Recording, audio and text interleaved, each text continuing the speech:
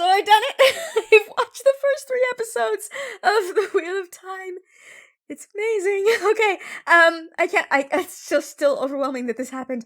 It is now 12:42 a.m. here. So what happened, I'm in Korea, as you know. So I watched 2 of the episodes before I had to go to work, and then I had to work knowing that there was a 3rd episode. I was not at my best today. Let's just say that. It's just, I want to get home. This was happening in my head all day.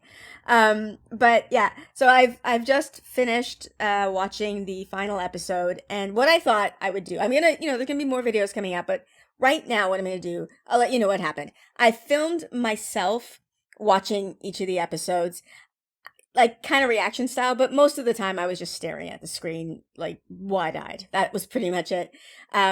But what I did is immediately after each episode, I just talked, like gave my very immediate thoughts after each episode. So that's what I'm going to share with you right now. My immediate post-episode thoughts. They're very raw. I'm going to do very minimal editing here. I'm just going to cut out, like there's a couple of times where I'm just staring off into space for like 20 seconds, just processing. You don't need to see that. So I'll just cut those things out. But the rest of it is just, these are my immediate thoughts after finishing the episodes. And yeah, hope you guys find this in some way interesting. And yeah, so let's jump into it. Let's be nerdy, babe. Let's be nerdy, let's be nerdy. Let's be nerdy, babe. Let's be nerdy, babe. Let's be nerdy, let's be nerdy, babe.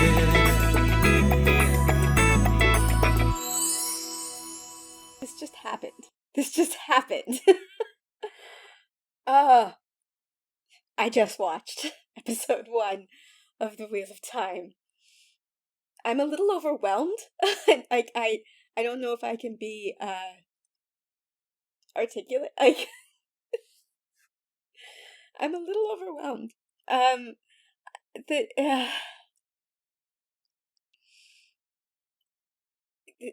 The fact that the show exists, and the fact that I just watched these people that I've known for more than half my life, like, walk and talk, is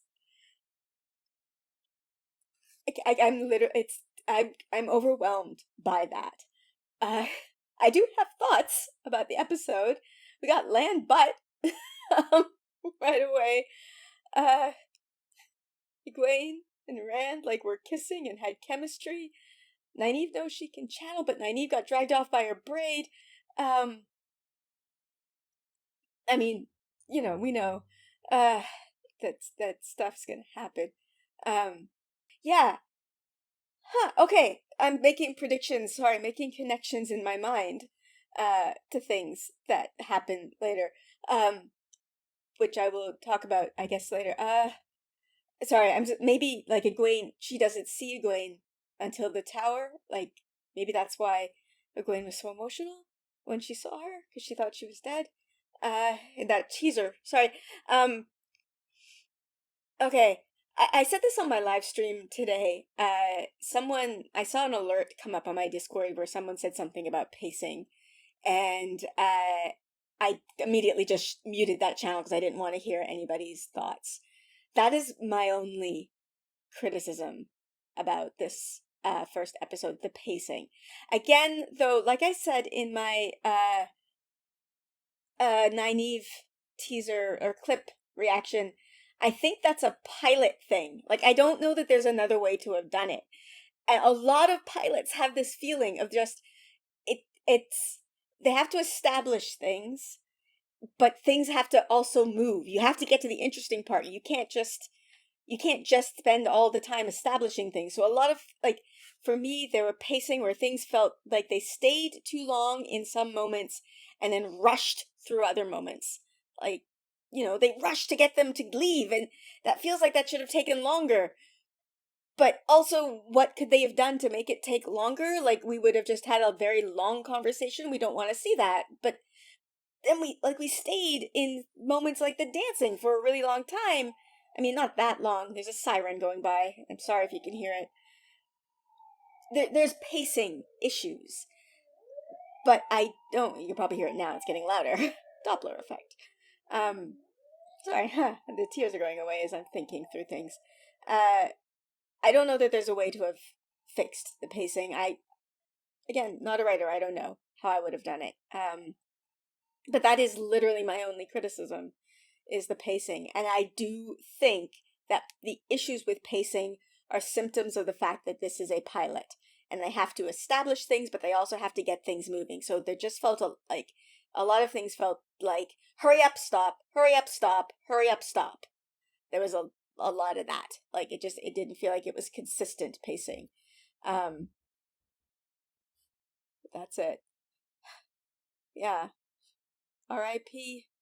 Cawthon family reputation. Oh, other criticism. Sorry, just remember this. It's not a criticism of the episode, but the thing that I was afraid of happened. The thing, Perrin was married, Perrin has a wife, Perrin accidentally kills his wife. This, this was the thing I was afraid of. It happened. It's not a, dig at Marcus or the acting. The acting of that was intense and amazing and incredible. I don't like it as an idea, as a concept, because this is not a character. Like, this is a character that was created for the show, just for this to happen. And, yeah. I will leave that at that. Yeah. It's the thing I was afraid of. I'm gonna try and not talk about the books too much right now. I can go into that in another video, but I know why this has happened. I don't think it was necessary for his character, given what I know about him. And the fact that this character was invented for the show, just for this. Not a fan of that. I don't know what's going to happen in the future. Maybe I will be a fan of it later. And that is not a dig. The acting is good. Like when that story happened, that's what happened in the story now. So that is the show canon, and the acting did with it well, dealt with it well, and that will have to be dealt with as things go on. But yeah, the gore. There was so much gore, so much more gore than I thought. I do not handle gore very well. It's good that it's there. I'm not saying that it's bad. I just, my visceral reaction to gore is just, don't want to see it. Yeah, I'm overwhelmed. I'm gonna have to watch it again, but there's episode 2, so I'm gonna watch that. And then I'm gonna go back and watch these all again. But I just wanted to get my thoughts, my raw, just watched episode 1 thoughts. So this is it. I just watched it. Whew. Okay. Yeah.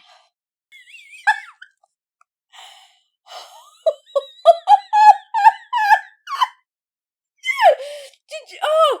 Okay, I mean, obviously I knew she wasn't dead, but holy crap, she just snuck up on Lan with a motherfucking knife. And this is the song that's playing? Oh my god, that it breaks into this song is perfect. That was so good. Oh. So we okay, so Nynaeve. Oh man, that was fantastic. Sorry. Second episode. Raw thoughts after the end. Okay, so if you've watched it, you know what the final scene of that was, and that's why I had this huge grin on my face. Nynaeve snuck up on Lan with a big motherfucking knife. Just put it to his neck. And that was great. That was fantastic. I can't. That was good. That was good. I'm assuming in the next episode we'll get how she followed them, and we'll probably get some back stuff. Obviously she survived after the trolley dragged her out by her hair, so yeah, we'll see how that happened. That was great. That was fantastic. Oh my gosh, that made me so happy. It's funny because literally a second before she showed up, I was stone faced. I was like, oh wow, what's happening? And then Nynaeve! I'm so happy. That was so good. That was so good. Yeah, if you don't show me where they are. I'm gonna cut your throat. That's Nynaeve. That is Nynaeve. It is so fantastic. Other raw thoughts. It was a good horse that died. That wasn't a Murdrell horse. That was a nice horse. It better not have been Bella. If it was Bella, I don't know what I'll do. I have literally no power, but I will make this face a lot. But I don't think it could have been Bella because we heard from Maddie that the Bella horse farted a lot. So she hasn't been on a horse enough really so far for... Anyway, but the other horses ran off. And nobody has a... Well, Lan and Moraine have their horses, so Mandar and Aldib, fine. But the other horses, no idea where they are. I have a prediction. My prediction is that the horses went to the Tinkers.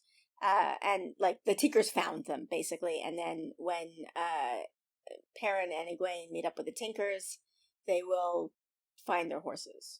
At least Bella will come back that way somehow. Yeah.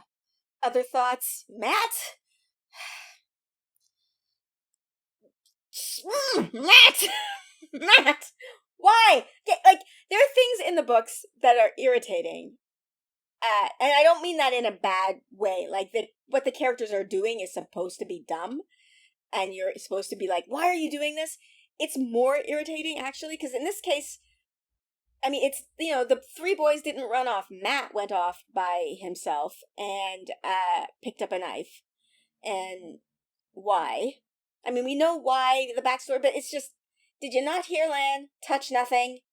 Like, like, no. And he asked the dumbest question when he came in. I might splice in, like, I did record myself. I'm not doing reactions because I will get, but this is what I said when he said that. Matt, he just said Trollocs won't come in. Why? Of course that's what. Matt. I was very angry at Matt.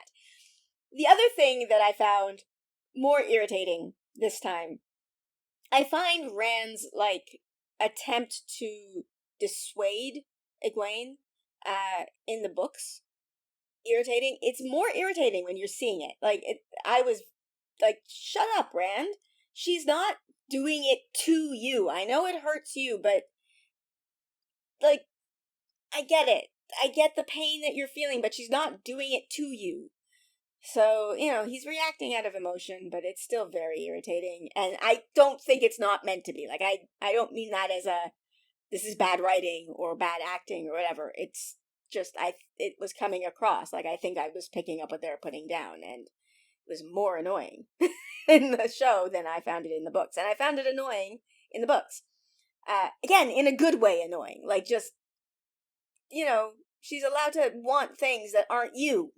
You don't get to be mad at her for wanting a life that isn't you. Like, you get to be hurt about it, but she's not doing it to you. Anyway, yeah. Mashadar, creepy. Super, super creepy. Other thoughts? Weep for Manetheren. In the talk right before, in my live stream right before this, I said I wasn't sure we would get, I actually said I don't think we're gonna get the Weep for Manetheren speech.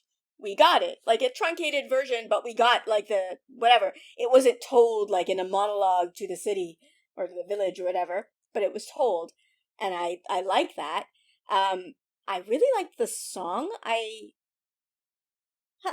Okay, they're playing, Mashiara over the credits. I thought that they would play Weep, I'm just realizing now, sorry, as I'm talking. I assumed that we would hear the whole song, Weep for Manetheren, at the credits, but no. So I was actually looking forward to that. Like, when they sang it, and then I thought, okay, well, I get to hear the whole song. I don't know if there's a whole song, but I thought I would get to hear it more during the credits, but I'm not. Although I stopped the credits halfway through. I don't know. I'll play them through to see if they do it. I don't know. But I really liked that. I like songs in shows. I like that. As a concept, it makes me happy. Oh yeah, the bats. The rats, bats, that was gross. That was really gross. I didn't like watching that. Again, I don't mean that was bad. I don't mean that the show did it bad. I don't handle gore well. I don't handle gross things well. They did it really well. I did not enjoy watching it because it's gross. Oh, and I was right about what happened with the Aes Sedai and the White Cloaks. They cut off her hands. I don't like how right I don't like that I was right because that really it was disgusting. Like it was really really disgusting. Valda is a creep. His mustache makes me want to punch him in the face. I mean, I want to punch him in the face for multiple reasons, but that mustache is one of them. I think it's pretty high up on the list. The other White Cloak. Ooh, that was interesting. A White Cloak encouraged Moraine to go to an Aes Sedai for healing. That is fascinating. I wonder what they're going to do with this. Like, I'm very, very curious. Obviously this is changing lore, right? This is changing something from the books to the show. I won't try. I'm trying to keep this as spoiler free for non-book readers, but that's a pretty significant change to the White Cloaks. However, we saw a White Cloak kill an Aes Sedai, and then we saw a White Cloak encourage a person to go see an Aes Sedai for healing. So they must be making some distinction between some Aes Sedai and others. That must be what's happening there.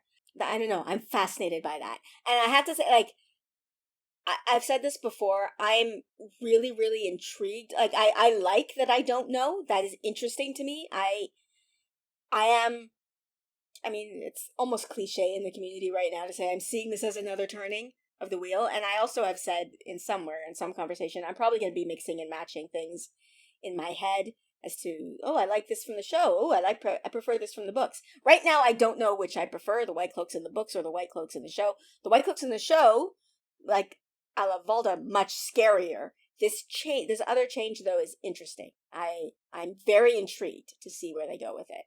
The wolves, that was interesting. I mean, they just showed up and licked his wounds. Yeah, I don't know. That's interesting. I don't know. I still don't know if we're going to get an Elias or some sort of mentor character, how they're going to build that relationship up.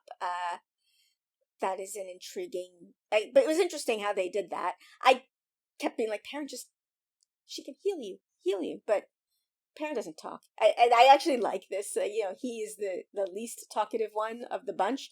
Rand was just flat out rude for no reason. Like, literally, he blew up at Moraine for no reason. And I understand he's going through a lot, but it's like, Rand, she healed your dad. Like, what, why? Yeah. Anyway, these are just my raw after episode 2 thoughts. So, yeah. Anyway, I don't know if I have time to watch episode 3 before I go to work. Oh, it's just sitting there looking so tempting. So, thoughts on this one. Raw thoughts after episode 3.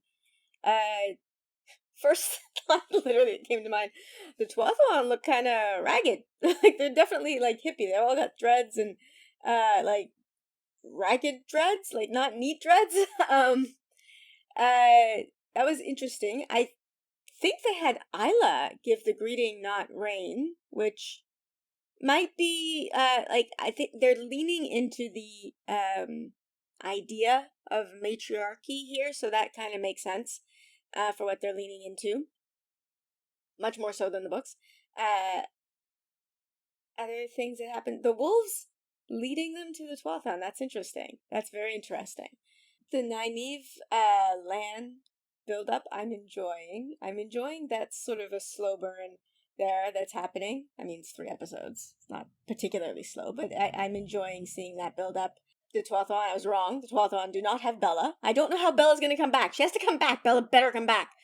I have no power and no way to punish anybody if she doesn't come back, but she better come back. Dana. Okay, I did not see that coming. I think I think it's very smart that they, for us book readers, like they did this for us. They gave her a name that sounded like a name that we would recognize from the books and didn't sound anything like a name of any of the Dark Friends that we would recognize from the book. So all of us had our assumptions about who she would be. Like, I saw her come up, I was like, oh, that's Dana. Okay, I think I know what's going to happen. And not at all. That's fascinating. And then, yeah, having Tom kill her. Holy crap, that was, just, that came out, like, I was shocked by that. Again, very, very wrong. I thought that that was a white cloak chasing them. It was Dana running with a sword. Some people did say that it was a woman, so that, okay. Smart call in there. That, yeah, I very impressed by that, and like, that caught me. This is one of the things I love, like, about the fact that this is different. It's different. They were able to surprise me. I've read all the books so many times, and they were able to surprise me there. That is amazing to me. I really liked that. The queer nod to the fact that Matt and Rand might be having a bit of slap and tickle. I mean, that is very, very obviously a nod to all the people who shipped them, especially during this particular section of the books. Rand, Matt, not. Well, Rand, definitely hetero. Matt, I wouldn't mind seeing some queerness come out there. But that was, like, I thought that was cool how they just established that in this world that would be an acceptable thing. They just did that, like, off to the side there. They got that out of the way. Like, the Dana thing caught me. Like, that really got me. That was good. I liked the, a little bit of exposition about the Aiel there. I think that was done in a very organic way where they've explained something now that doesn't have to be explained later, and that's cool. Don't know why the Aiel just had a jewel hanging off of their clothing. Seems weird to me, but that was that. The song was good. I preferred the Weep for Manetheren in the previous episode. The song was fine. I'll tell you a wrong prediction I had in the midst of the episode. I thought, they're gonna make Dana into the Elsie character because we've heard about the Elsie Grinwell is now a young girl, which changes her personality a lot. Like, it better change her personality a lot, because if it doesn't, that's weird and creepy. That's where I thought it was going. Like, it just that shocked me. It really shocked me. I'm very pleased by how much that shocked me. Like, the show can shock me, and I've read the books, and the show can shock me. That makes me so happy. This one felt a bit more, I don't know how to say it, like, segmented, because we, I guess it has to, right? That's natural, because they've separated. They've all separated into 3 groups, and so, 3 groups? Yeah, 3 groups. And so we are getting, like, different segments of stories. So it felt different than the previous episodes. But that, of course, it has to. They're separated. The Egwene and Perrin, they're sweet. I feel their relationship a bit more in the books, I think, than here, but it's shorter, and they can move on. I had a thought, actually, while watching this, that this is a meta thought. This is not about this specific episode. But, okay, I watched the first 4 seasons of The Expanse and thought it was fantastic. Loved it. And then in between season 4 and 5, I went and started reading the books. And I read all the books that have been published up until now. I think another book it might have actually come out today. Another book has come out that I have not read. But I read all of the books, including the book that season 5 covers. And then after I finished reading the books, I went back and watched season 5. And it was interesting, the different perspective I had on season 5 versus season 1 to 4. I didn't notice pacing, things feeling rushed in season 1 to 4, and in season 5, things felt rushed to me. But I know what that was. That was, I didn't get all of the intermediate stuff, all of the thoughts, all of the internal stuff. I was just getting the actions.